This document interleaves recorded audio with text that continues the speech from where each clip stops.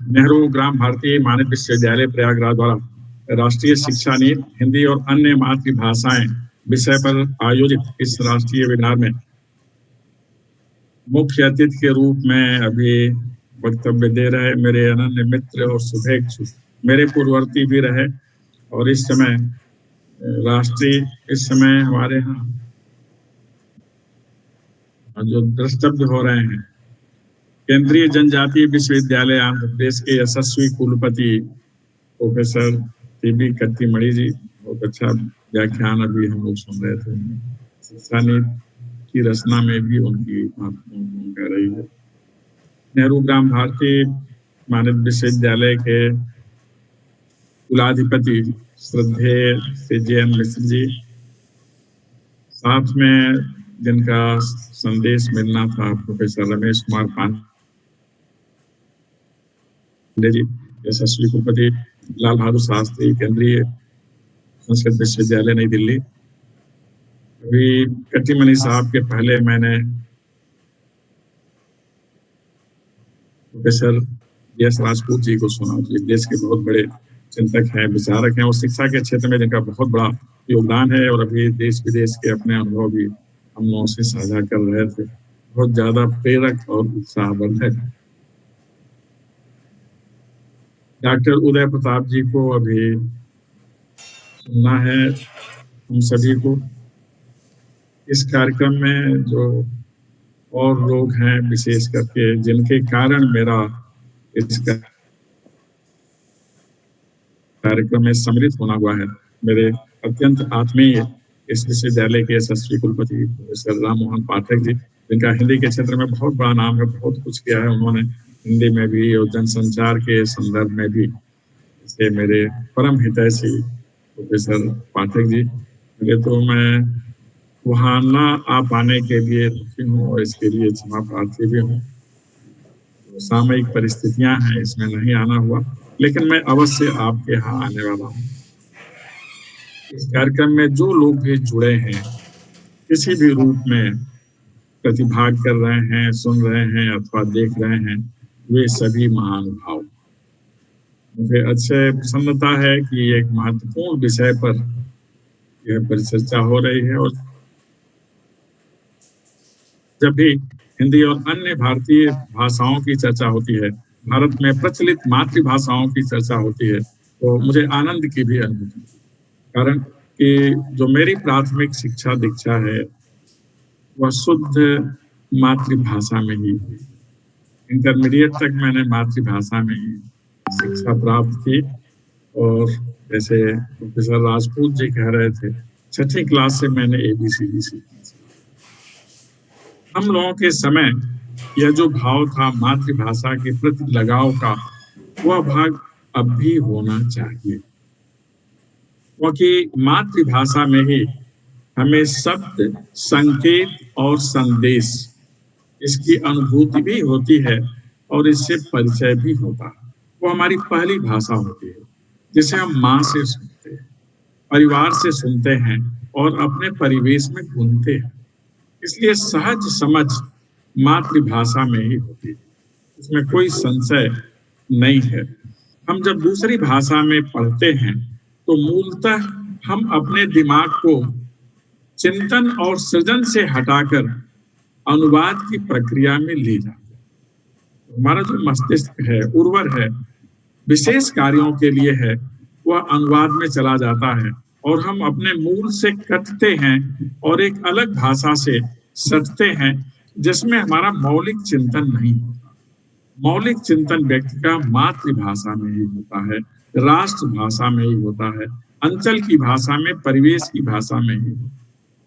विदेशी भाषाएं भी अच्छी हैं, संस्कृत की स्वरूप है, सभी भाषाएं संस्कृत की स्वरूप, सभी भाषाएं सभ्यता संस्कृति के तत्वों को समाहित किए हुए हैं और सभी भाषाएं माँ सरस्वती की स्वरूप। इसलिए किसी भाषा से कोई विरोध नहीं, लेकिन जो भाव है समझने का, वह तो केवल और केवल मातृभाषा में ही होता है।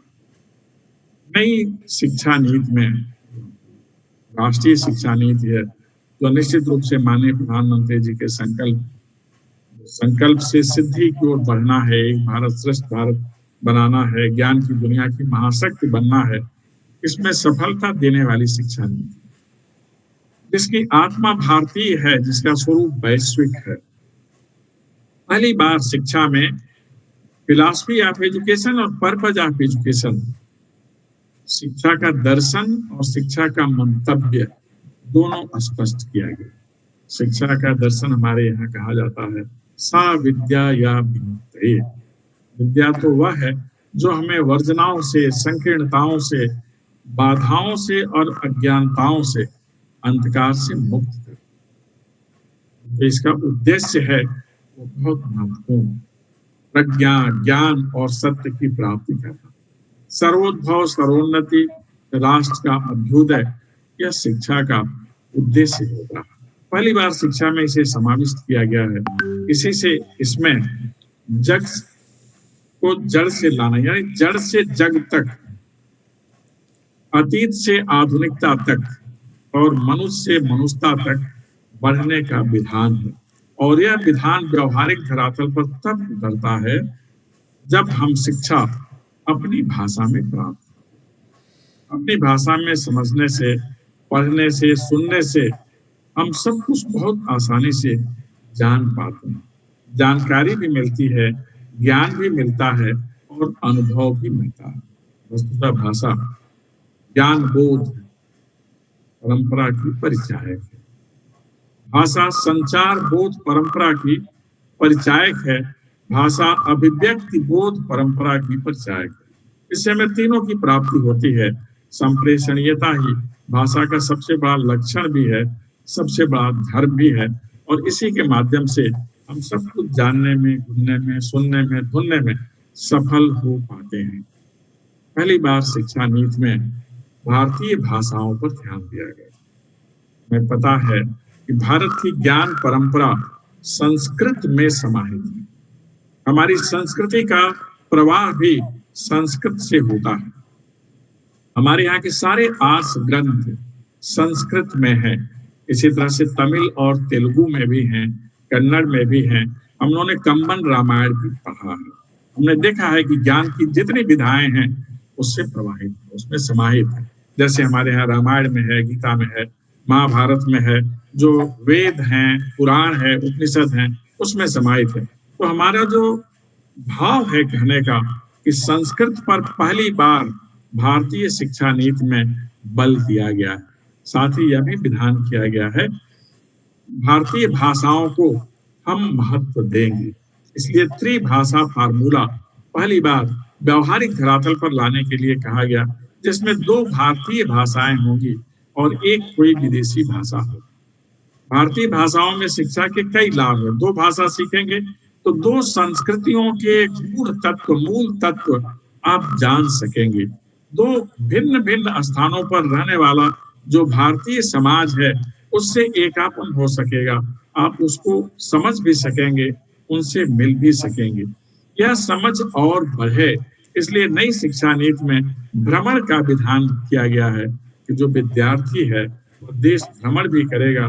देश भ्रमण से वह जान सकेगा कि भारत है क्या, जिसे हम नक्शा में देखते हैं उसे हम यथार्थ के धरातल पर देखने लगेंगे, तब समझेंगे कि वह भारत है जहां आने के लिए देवता तरसते हैं। हम केवल नक्शे में देखकर भारत को नहीं समझ सकते जब तक हम संपूर्ण भारत का दिग्दर्शन ना करें और भ्रमण ना करें। ये जो शिक्षा में भाषा का समावेश है, भारतीय भाषाओं का, इसके लिए पहली बार विधान किया गया है कि प्राइमरी पाठशाला से अनुसंधानशाला तक भारतीय भाषाओं में शिक्षण, प्रशिक्षण, शोध की व्यवस्था होगी, अध्ययन अध्यापन की व्यवस्था होगी। साथ ही पहली बार आंगनबाड़ी से लेकर विश्वविद्यालय तक एक सूत्रता स्थापित किया गया है। हम सब जानते हैं आंगनबाड़ी में जो बोली जाने वाली भाषा है वह आंचलिक भाषा है, मातृभाषा है, वह भाषा जो हमारे परिवेश की भाषा है। इस तरह भाषा को महत्व देने का महत्वपूर्ण कार्य इसमें किया गया है। कारण कि मातृभाषा में अध्ययन से ही, जिसके बारे में प्रोफेसर टीबी कर्कीमणि जी संकेत कर रहे थे कि हमारा जो परंपरागत ज्ञान है, कौशल है उसे हम आगे लेकर बढ़ सकें। इसीलिए इस भाषा नीति को विशेष स्थान राष्ट्रीय शिक्षा नीति में दिया गया है। यह कौशल परक भी है, बोध परक भी है, और इसमें ट्रेडिशनल विजडम है, परंपरागत ज्ञान है। इसलिए जितनी वंचित भाषाएं हैं, जनजातीय समूह की भाषाएं हैं, उनका कौशल है, इस शिक्षा के माध्यम से हम उसे फलक पर लाएंगे और उसे विस्तार देंगे।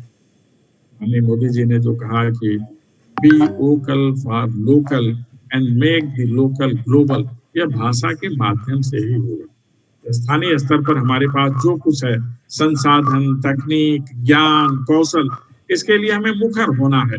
स्थानीय उत्पादों के लिए हमें मुखर होना है, और इन सभी को हमें वैश्विक बनाना है। शिक्षा नीति के माध्यम से यह सब विधान किए गए। हम लोग जानते हैं कि हिंदुस्तान में शिक्षा का महत्व इसलिए भी है कि जो हमारे कर्तव्य हैं, जो हमारे अधिकार हैं, उनके बारे में सम्यक जानकारी हो सके। शिक्षा के माध्यम से ही हम बहुत कुछ सीख सकेंगे, हम भविष्य के लिए तैयारी कर सकेंगे, हम समग्र व्यक्ति बन सकेंगे और हमारा व्यक्तित्व व्यापक हो सकेगा। इसीलिए हमारे यहाँ जो ट्रेडिशनल आर्ट एंड कल्चर है, परंपरागत कला, संस्कृति, उसको भी उभारने का विधान किया गया है। और यह तो तभी होगा जब हम आंचलिक भाषा का, स्थानीय भाषा का आश्रय लें। जो हमारे यहाँ मूल्य हैं, नैतिकता, सदाचार, संवेदनशीलता, वैज्ञानिक प्रवृत्ति, सेवा की भावना, राष्ट्रीय मूल्य भी हैं, जो संविधान में हमारी आस्था, नागरिकता के गुणों का हमें अपने अंदर समावेशन करना, बड़ों के प्रति सम्मान भाव, दो महत्वपूर्ण है जो भाषा के माध्यम से आएंगे। जो बहुसंस्कृतिवाद है अपने देश में, इसका निरूपण भी भाषा के माध्यम से ही। इसलिए हमारा जो देश है बहुभाषावादी देश है। हमारे यहाँ अनेक प्रकार की भाषा, अनेक प्रकार की बोलियां हैं। हमारे क्षेत्र में कहा जाता है, कोस कोस पर पानी बदले 1.5 कोस पर बानी, यानी 4 से 5 किलोमीटर दूर जाने पर भाषा में कुछ अलग शब्द मिल जाते हैं। लेकिन पूरे भारतीय भाषाओं का अगर आप अध्ययन करेंगे तो आप पाएंगे कुछ मूल शब्द हैं जो सर्वत्र मिलते हैं। चावल, चाउल, इस तरह से सारे शब्द मिलते चले जाते हैं। कुछ संकेत हैं, माता पिता के लिए भी शब्द लगभग मिलते जुलते हैं। यह भाषा समृद्ध हो, हम केवल त्रिभाषा सूत्र अपनाकर आगे बढ़ें, इसके लिए जरूरी है कि भाषा विश्वविद्यालय बने, लैंग्वेज यूनिवर्सिटी। इसके लिए जरूरी है कि शिक्षा नीति में इसका विधान है कि शब्दकोश समृद्ध हो। इसके लिए जरूरी है अनुवाद विश्वविद्यालय बने। जितने विश्वविद्यालय हैं वहां सभी भाषाओं के शब्दकोश को एक साथ लाना चाहिए, देखना चाहिए और रखना चाहिए। सभी विश्वविद्यालयों में अनुवाद की विधा आरंभ होनी चाहिए। सारे ग्रंथ जो इस देश में विद्यमान है अलग अलग भाषाओं में है। हम अलग अलग भाषाओं के महत्वपूर्ण ग्रंथों का जो आंचलिक भाषा है उसमें अनुवाद कर लें, और इस तरह से सभी भाषाएं मिलकर, भाषाओं की धाराएं मिलकर जो हमारी राष्ट्रभाषा हिंदी है उसे और समृद्ध करेंगे। आज हिंदी का महत्व बढ़ा है। आप सभी जानते हैं कि वह भाषा ज्यादा महत्वपूर्ण बन जाती है जिसमें रोजगार के अवसर, जिसमें व्यापार का विधान होता है। जो भाषा रोजगार और व्यापार की भाषा बन जाती है, जो भाषा उद्योग और आजीविका की भाषा बन जाती है, उसका महत्व स्वतः बढ़ जाता है। आज दुनिया का कोई ऐसा देश नहीं है जो हिंदुस्तान से व्यापार करने के लिए लालायित न हो, और ऐसे सभी देशों को पता है कि हिंदुस्तान से व्यापार करने के लिए हिंदुस्तान की सर्वाधिक प्रचलित भाषा हिंदी का प्रयोग करना पड़ेगा। इसलिए दुनिया के सभी विश्वविद्यालयों में अब हिंदी अध्ययन केंद्र खुल रहे हैं। हमें देखना है कि हिंदी का महत्व जो राष्ट्रीय शिक्षा नीति में दिया गया है, इस महत्व का हम निरंतर विस्तार करें। हमें अब हिंदी बोलने में गर्व की अनुभूति, जबकि पहले ऐसा भाव नहीं था। जब राष्ट्र नायक भाषा का प्रयोग प्रमुखता के साथ करने लगते हैं, विश्व मंच पर जाकर हिंदी में धारा प्रवाह व्याख्यान देते हैं तो पूरी दुनिया सुनने के लिए लालायित होती है और देश का गौरव बढ़ता है। वस्तुतः भाषा गौरव बोध का विषय है, संस्कृति बोध का विषय है और राष्ट्र बोध का विषय है। इस भाव से जब भी हम हिंदी की तरफ ध्यान देंगे तो हमें स्वतः गौरव की अनुभूति। कोई इस देश में ऐसा व्यक्ति नहीं है जो कह सके कि उसे मातृभाषा में बोलना लिखना पढ़ना नहीं आता। अगर आपको बोलना लिखना पढ़ना आता है तो जरूर इसमें आप बोलने लिखने पढ़ने का काम करें और इससे आपकी भाषा और अधिक समृद्ध हो। सभी भाषाओं के बीच में अब हिंदी एक सेतु का कार्य कर रही है। सेतु भाषा सबसे महत्वपूर्ण भाषा है। ये संस्कृतियों को भी जोड़ती है, समाजों को भी जोड़ती है, सभ्यताओं को भी जोड़ती है। आज हिंदी की वह सामर्थ्य है। हमें आर्ष ग्रंथों के लिए, अपनी जो सनातन ज्ञान परंपरा है उसके लिए संस्कृत का अध्ययन करना है, उसका विस्तार करना है। सेतु भाषा के रूप में हिंदी के महत्व को सभी को स्वीकार करना चाहिए। हमको सभी को समझना है कि राष्ट्रीय आंदोलन में गांधी जी ने हिंदी को राष्ट्रीय आंदोलन की भाषा बना दी। इसके प्रति सभी का आग्रह था, इसके लिए दुराग्रह नहीं था और इसके प्रति कोई दूसरा भाव भी नहीं था। यह भाव आना चाहिए। निज भाषा उन्नति है, सब उन्नति को मूल, हमें निरंतर ध्यान में रखना चाहिए। आज का जो वैश्विक परिवेश है उसके संदर्भ में जो कोरोना विषाणु जनित परिस्थितियां हैं, हम अपने मूल से सट करके ही सुरक्षित रह सके, प्रकृति के अंचल में रहकर हम सुरक्षित रह सके। हमने इस काल में सीख लिया है कि परिवार और संस्कार का क्या महत्व होता है, परिवेश का क्या महत्व होता है। हमने घरवास करते समय, गृहवास करते समय ये जान लिया कि घर का खाना कितना अच्छा होता है, जिसे माँ, बहन, बेटी, भार्या जो बनाती हैं, हमने उनका सहयोग करना भी सीखा। हमने देखा कि जो देसी शब्द हैं, देसी स्वाद है, इसमें कितनी मिठास है और कितनी ताकत है। हमने समझ लिया गिलोय का महत्व क्या है, तुलसी का महत्व क्या है, पीपल का महत्व क्या है, बट वृक्ष का महत्व क्या है, घृत कुमारी का महत्व क्या है। हमने सब समझा। ये सब हमारी भाषा का शब्द, ये सब हमारी सभ्यता के प्रतीक चिन्ह हैं।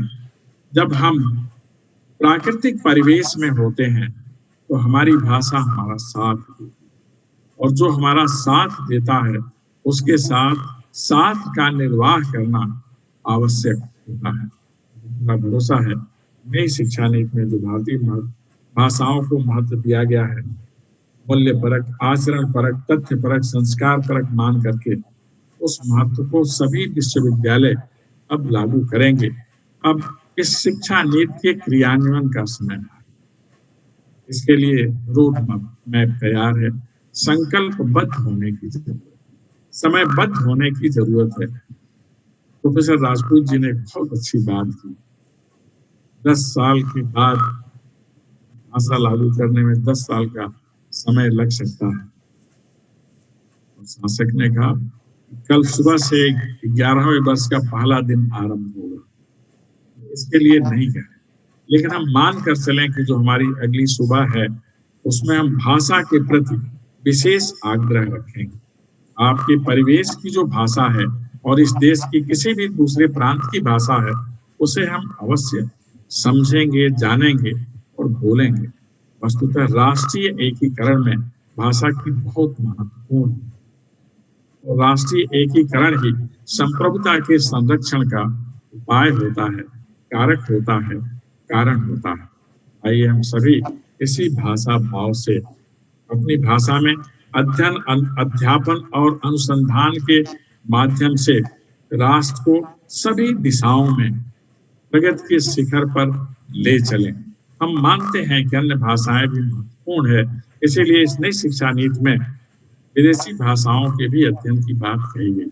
ऋग्वेद में कहा नो भद्रा कृतो यन्तु विश्वतः, सभी दिशाओं से शुभ विचार आने दें।